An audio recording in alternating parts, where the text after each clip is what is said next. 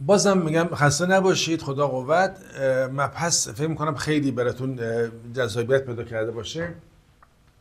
پس وضعیت سمپاتیک وقتی فعال باشه شرایط برای بدن وجود میاره که مستعد بیماری یا روانتن است. یعنی اول فرد تیپ شخصیت A میشه از حالت B میشه A، سمپاتیک درش فعال میشه، بعد به تبع این بیماری روانتنی در فرد شکل میگیره.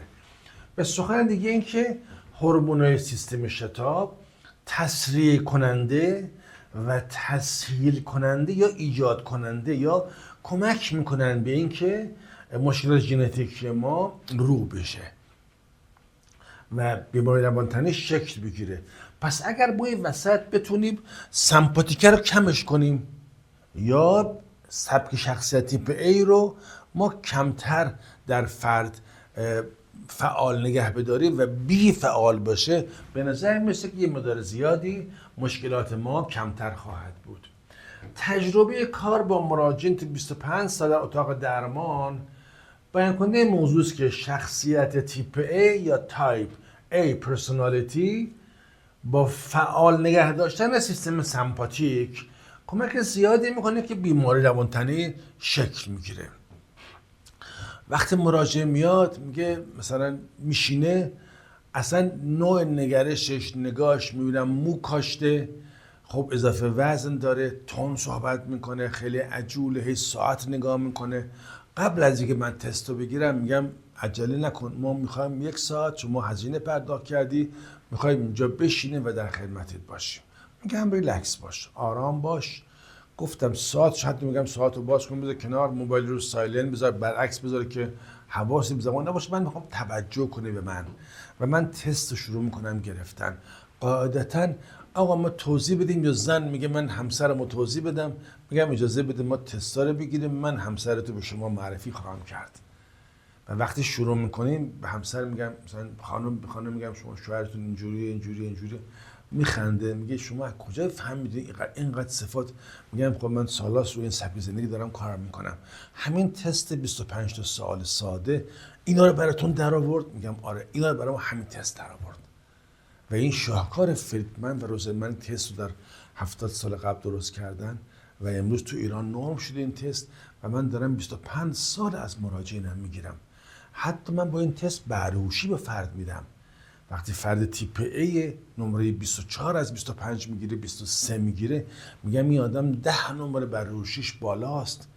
چون وقتی خانم تست میزنه نمره 23 میگیره، میبینیم تلفن میذاره گردنش، آشپزی داره میکنه، مثلا داره بادنجون مثلا سرخ میکنه، به بچه‌ش داره دیکته میگه، با مادرش و شوهرش هم داره تلفن صحبت میکنه. این چند تا کار با هم دیگه انجام دادن، این چند تا کار هنر یه آدمی که بهره‌هوشی بالاست.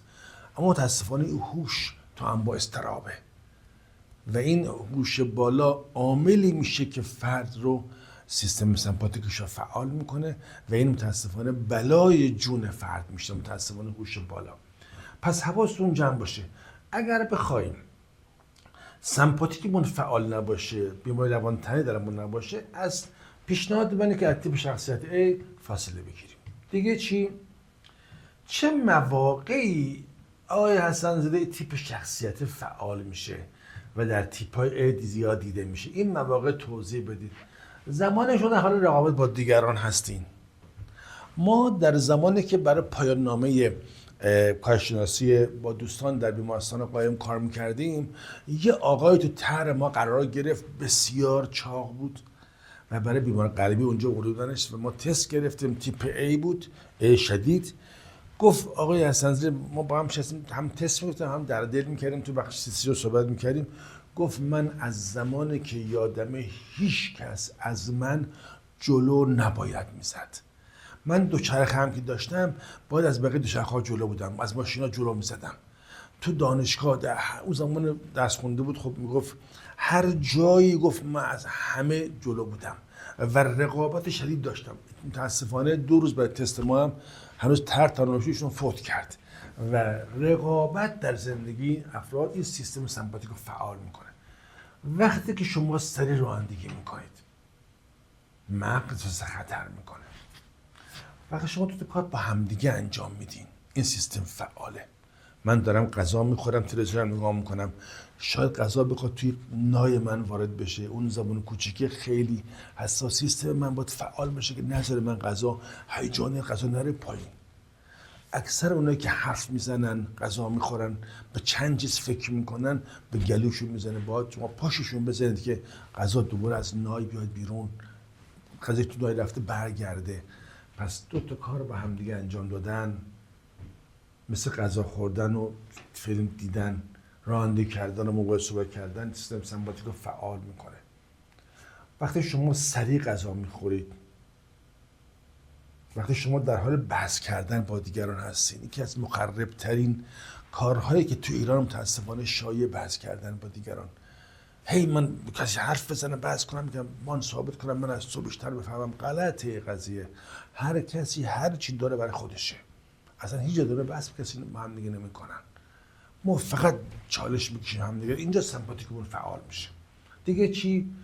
وقتی که ما اخبار پر هیجان گوش میکنیم و میبینیم، متاسفانه در ایران، تلویزیون ایران متاسفانه یه خبر یک سقوط هواپیما رو ساعت نمیدونم 7 شب میگه، 8 و نیم میگه، یک شب میگه 9 میگه، 10 و نیم میگه، 1 رو به 12 میگه، 12 میگه. یک سر یک خبر و شبکه‌های مختلف تکرار میکنن، یا یک شبکه چندین بار در روز یه اخبار حادثه رو میگه و این استرس و این اضطراب و این سیستم شما رو سمپاتیکتون رو فعال میکنه. وقتی خودتون با دوست، برادر، با جنا، خواهر و بقیه مقایسه میکنید، باز سیستم فعاله. پس در تیپ A که صفات تیپ A بود، اینجا این سبک زندگی مخرب سمپاتیک فرد مدام فعال میتونه باشه. چه پیشنهادی دارید شما برای کم کردن ریسک ابتلا به بیماری روانتنی و درمان این افراد با بیماریایی که در جامعه وجود داره؟ با تجربه چندین ساله این که اولا که سبک زندگی تغییر پیدا کنه و از این وضعیت فرد خارج بشه، این سبک زندگی پر خطر رو ازش فاصله بگیریم. خیلی میان میگن آقا حسن‌زاده سخته، من 15 سال 20 سال دارم زندگی اینجوری میکنم. میگم سخت است اما شدنی هم هست. بیا از امروز شروع کنیم تغییر. من کتاب 55 نکته‌ام جهت تغییر تیپ A به تیپ B که خب به 56م کتاب رسیده، این کتاب به شما میگه 11 هفته ما لازم داریم که فرد رو از یک حالت پرتنش، پر استرس، پر اضطراب تیپ A بیاریم یه آدم ریلکس، راحت و بدون فعال بودن سیستم سمپاتیک در آن باید تبدیلش کنیم. هنر من و همکار من تغییر این تیپ A به تیپ B تو 11 هفته. مراجعه من داشتم که تو 3 هفته انقدر خوب جواب داده، یعنی وقتی اومده گفته دیگه خسته شدم. ما مشکلات جنسی هم توی این سبک زیاد داریم، تو تیپ A زیاد داریم. فرد اومده گفته دیگه نمیتونم، مشکلات دارم. و چون مسائل جنسی برای مردم خیلی خیلی اعتبار خاصی داره، خیلی دیگه مشکل برخورد میکنن، میان تو 3 هفته ما علائم تغییر تیپ A به B رو کاملا بدون که فرد خواسته باشه مثلا تصنعی نشون بده تغییر رو دیدیم. پس به نظر میرسه که اولین کار بیاییم از این سبک فاصله بگیریم. 33-4 سال من آشنایم با این سبک، 25 سال دارم درمان میکنم و هر کس که تن به درمان داد و تغییر شخصیت تحت نظر من تو کلینیک یا همکاری ما انجام داد یا تو کارگاه‌های استرس، کارگاه تغییر سبک زندگی قرار گرفت و استفاده کرد، که معمولا تو 5 هفته من برگزار میکنم برای سازمان‌ها، برای ادارات و اول شناسایی میکنیم بیماری روانتنی رو، یا اونایی که مستعد هستن تو 5 هفته براشون کارگاه رو برگزار میکنیم. خیلی آدم‌ها یواش یواش از این فاصله میگیرن از این سبک زندگی. ما اصلا یک شبه نمیخوام تغییر و اصلا صورت نمیگیره، قطعا باید زمان سپری بشه. و من هر هفته وقتی آموزش میدم این هفته میگم شما یه هفته رو خوردن کار کنید، شب به شب بزرگکارتون رو از فضای مجازی به من بدین که امروز آروم غذا خوردین، آروم راه رفتین، ریلکس بودین، رقابت نداشتین. یه هفته میگذارم من تشویق میکنم، هفته بعد روی کارات انجام میشه، هفته سوم رو رانندگی، هفته 4 روی برخورد با یواش یواش یواش و باورهای فرد وقتی عوض میشه سبک زندگی تغییر پیدا میکنه. دیگه چی؟ چطور و چگونه؟ یک، با تغییر سبک زندگی از تیپ A به B که این حوزه رو من تو 5 هفته معمولا فشرده یا تو 11 هفته به صورت باز انجام میدم، بسته به سن فرد داره. و دو، ارتقای کیفیت زندگی در 8 حوزه که خوردن، خواب، زناشویی، معاشرت، مسافرت، ورزش و عبادت که کل زندگیم خارج از اینا نیست غیر از کار. اینا رو سعی میکنم تغییر به وجود بدم و الانم سعی میکنم هر کدومش یک تلنگری برای کیفیت بزنیم. اگر فرد تغییر پیدا کرد، از A اومد B شد و کیفیت زندگی رفت بالا، تضمین برگشت سلامتش با ما که انشاءالله فرد از یه وضع، به شرط این که فرد تصنعی نباشه.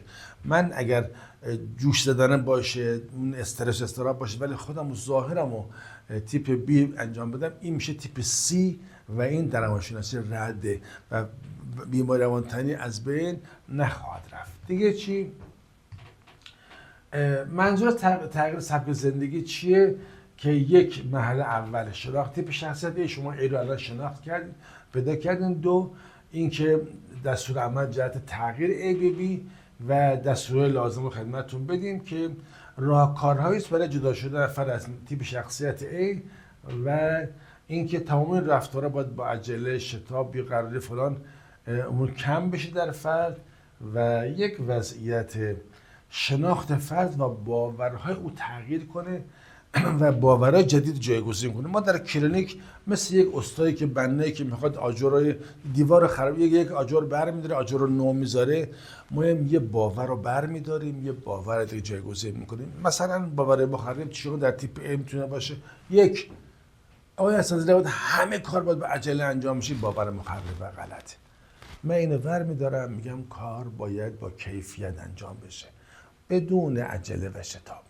دو، دیگران باید ما رو تایید کنن. من میگم این باور ذهنی غلطه. شما باید کار خود لذت ببرید. سه، من چند کار با هم دیگه انجام میدم، وقت تلاست. این مخرب ترین جمله است که به نظر من بشر یاد گرفته. زمان باز، کار با کیفیت و بدون عجله. این که من باید سعی رانی کنم یا حجم کارم خیلی زیاد بشه، یه باور غلطه. من برمیدارم میگم باید شما روزانه، چرا در یه روز باید 10 کار انجام بدی؟ شما 2 تا 3 کار انجام بدی با کیفیت. پس ببینید یواش یواش تو اتاق درمان من روی باورها کار میکنم و یک به یک باور جدید. غذا خوردن باید تو تلویزیون باشه. من میگم این باور که شما غذا داری میخورید، فیلم هم نگاه میکنی، دانشجوش این کار زیاد میکنه، دانش آموزا زیاد این کاری انجام میدن که خیلی مخربه. من میگم شما غذا خوردن با لذت ببری. غذا خوردن جزئی از زندگیه. فیلم میخواد نگاه کنی، بعدش بچه‌های فلش رو بگیرید، اگه فیلم خیلی خوبه ضبطش بکنید، فعلا خاموش غذا رو بخوریم، بعد از اون سر فرصت یا غذا خوردن رو کنسل کنیم، فیلم اول ببینیم بعد غذا. این که باورهای فرد تیپ A باور زیادی مخربی دارن، باید یک به یک اینا عوض بشه و جایگزین میشه. اگر این باورها و ما جالبی که توی تغییر باور ما میگیم که ما اسیر این باورها هستیم. هر کاری پشتش یک باور هست. این که من امروز اومدم دارم ضبط میکنم، باور دارم که با تجربه چندین سالمو بدم و یه عده استفاده کنن، پس یه باور مثبت یه باور پشت این هست. اگر من صبح از خونه میام بیرون صدقه میدم، باور دارم که این مبلغ کوچولو کمی که من میدم به مستحقش میتونه سلامت خانواده‌مو حفظ کنه. این که من تو رانندگی کمربندی بندم، باور دارم که باور پشت این قضیه است که سلامت خودم و خانمم و بچه‌هام تو جاده با کمربند ایمنی تامین میشه. این که من از سرعت مجاز بیشتر نمیرم، یه باور دارم که باید تو جاده سلامت خودم و خانواده‌ام و مسافرایی که تو ماشین من هستن به عهده من تضمین و تایید کنم. پس ما یک به یک باورها رو جابجا میکنیم تا بتونیم به قضیه برسیم. حواسمون جمع باشه. تغییر باورها اصلی ترین کاری است که ما در تیپ شخصیت A انجام میدیم. اگر این تغییر باورها به خوبی انجام بشه، شما دیگه باورهای درست در ذهنتون جایگزین میشه و به تبع اون بدنتون آرومتر خواهد شد، کارکردش بهتر خواهد شد و بیماری های روانتنی به همین راحتی از بدن شما رخت برخواهند. من همجوری که این آقایی که من اول مثال زدم پروستات داشت، به ایشون آقای 57 ساله، اتباع که تو ایران دارن زندگی میکنن و تردد دارن بین افغانستان و ایران، چقدر ایشون میگه ما واقعا حالا میفهمم که چه بلایی من سر خودم در می آوردم تو جاده با 180 90 و 200 تا با ماشین آنچنان رانندگی میکردم و الان که 70 80 تا میرم یک موزیکی میذارم، یک قرآنی میذارم، به قول خودش دارم لذت میبرم از رانندگیم. حالا میبینم بدن من دیگه این مشکل خاصی نداره. انشالله که این توصیه ها براتون کاربردی باشه و در ادامه من سعی میکنم مباحث بعدی رو خدمتتون تقدیم کنم.